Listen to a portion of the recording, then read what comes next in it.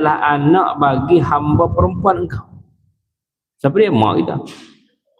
Nasiyati biyadika, ubun-ubunku berada di tangan engkau.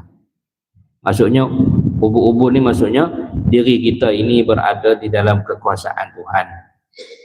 Ubun kan, orang kata kalau boleh pegang ubun ni menanglah kan kita. Tu. Kita ni kalau kita boleh pegang ubun orang tu, maksudnya orang tu dah kalah. Tu. Lepas tu kita tengok apa?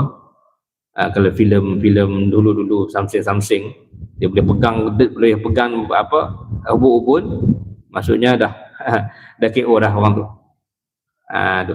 Nasiyati biyadika. Sebab tu kat kita ni kalau boleh pegang ubun kita, maksudnya kita dah lemah dah kita. Nasiyati biyadika, ubun-ubunku ya Allah biyadika, berada di tangan engkau. Ini berada di dalam kekuasaan engkau. Yakni maksudnya keseluruhan